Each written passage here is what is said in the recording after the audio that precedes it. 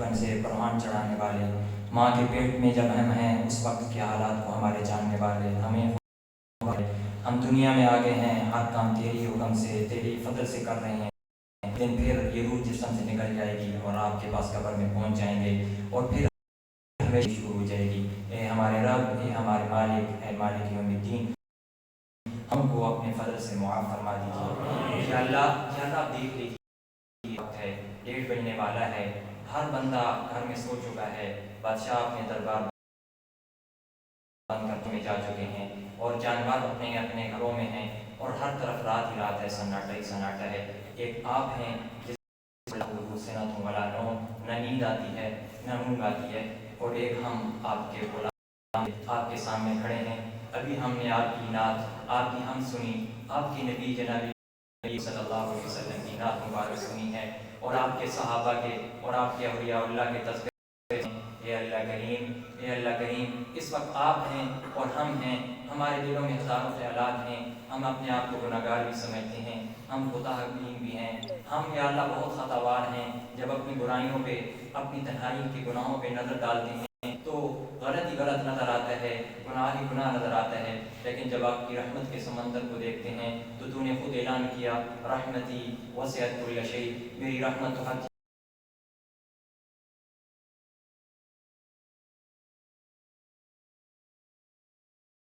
چیز کو، یہ اتنا مجمع، بچے بوڑھے علماء، یا اللہ سب کے سب اگر یہ اٹھ کے کسی دربار پہ جا کے بیٹھ جائیں اور اس کے سامنے منت سماجت کریں تو وہ بھی مان جاتا ہے۔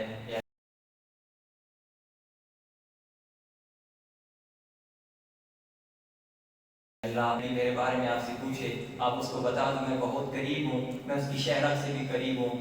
یحول بین المرء وقلبہ، اللہ تو انسان کے دل اور اس کے درمیان حائل ہے۔ اللہ جب اتنے قریب ہیں ہمیں پکار رہے ہیں، یا اللہ ہم آپ کو پکار رہے ہیں، اے اللہ کریم ہم سب کو معاف۔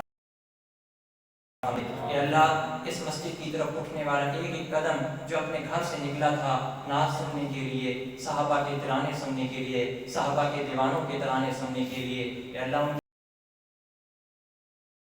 سنیں گے، قرآن سنیں گے، صحابہ کے ترانے سنیں گے اور اپنا ایمان بڑھائیں گے۔ اے اللہ سے ہم سب کی ایمان میں تقویت پیدا فرما دے، اور اے اللہ کریم جس طریقے سے ہم دنیا میں آپ نے جمع یہاں ہم لوگ جمع ہیں، اے اللہ ہمیں جنت عدن میں بھی، جنت الفردوس کے اندر بھی اسی طرح جمع ہونے کی توفیق عطا فرما دے۔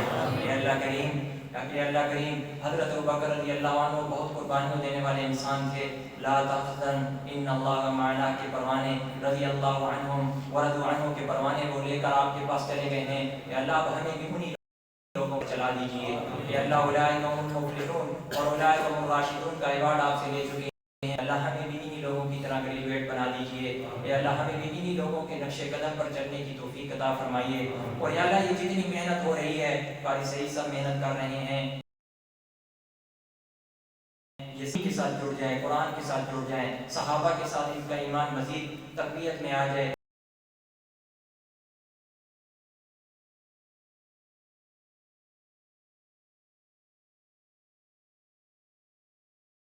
یہ اٹھایا ہے، آپ کے گھر کی طرف آئے ہیں، اب آپ آگے بڑھ کر ان سب کو اٹھا لیجئے، آپ آگے استقبال کیجئے، آپ آگے بڑھ کر ان کو اپنے ساتھ لے لیجئے، اور ان سب پہ اللہ بچہ چلتا ہے،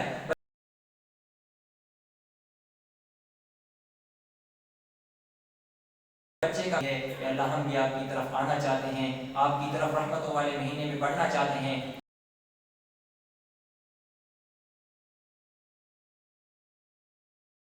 کہ اللہ کی طرف چلتا ہے، اللہ دوڑ کر اس کی طرف آتے ہیں، کہ اللہ آ جائیے ہمیں اٹھا لیجئے، نفس کے حملوں سے ہم سب کی حفاظت فرما لیجئے۔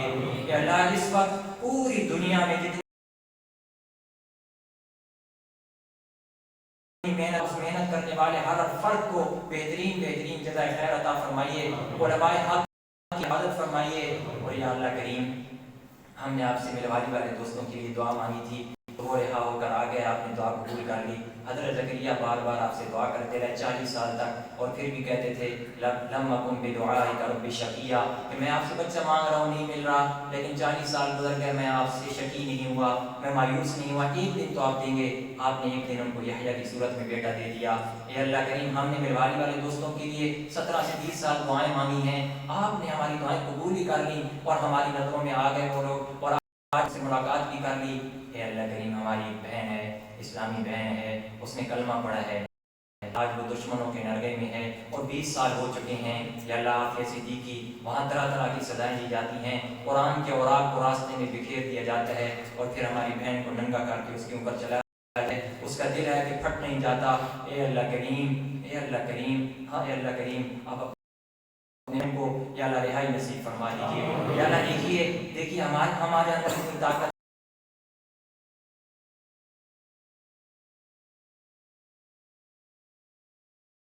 تو آپ تو فرعون کے درباریوں سے حضرت موسیٰ کو چھڑا لیتے ہیں۔ اے اللہ کریم، آپ اپنے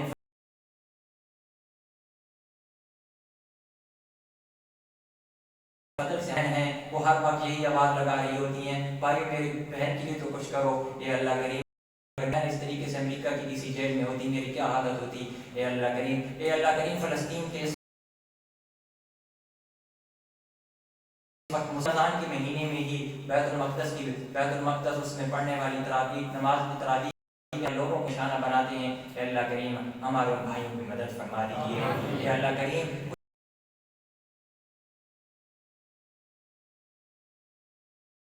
کہ تمام مسلمان حکمران مل کر اگر کھائیں تو یا اللہ ہو سکتا ہے وہ ظلم سے رک جائے، لیکن اے اللہ ہمیں وہ خالد بن ولید والا ایمان، ہمیں قاسم والا محمد بن قاسم والا ایمان نصیب فرمائیے۔ اے اللہ ہمیں صلاح الدین ایوبی والا ایمان فرمائیے۔ یا اللہ کریم، ہمارے تمام مظلوم مسلمان جہاں کہیں بھی ان کی مدد فرمائیے۔ اور یا اللہ کریم، یہاں اس مجلس کے اندر جتنے لوگ ہیں، ان کے جتنے عزیز رشتہ دار فوت ہو چکے ہیں، سب کی بخشش، سب کی مغفرت فرمائیے۔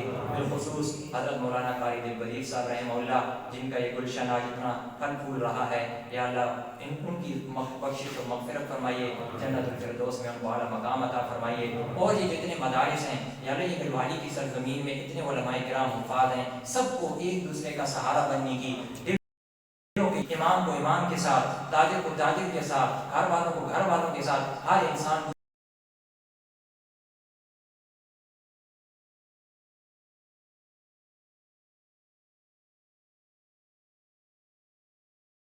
نے قاری ادریس صاحب نے بھی یہاں تراویح میں قرآن سنایا، قاری انیس صاحب نے بھی سنایا۔ اے اللہ کریم،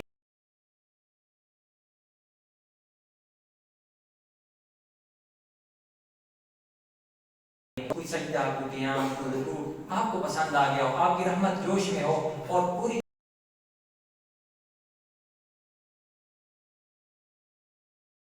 طرح سے اس پورے مجمع کی بخشش اور مغفرت فرما دے۔ یا اللہ ان کی بھی بخشش اور مغفرت ہے، جلسے میں کسی وجہ سے نہیں آ سکے، ان سب کی بھی بخشش مغفرت فرما دے۔ اور یا اللہ کی خصوص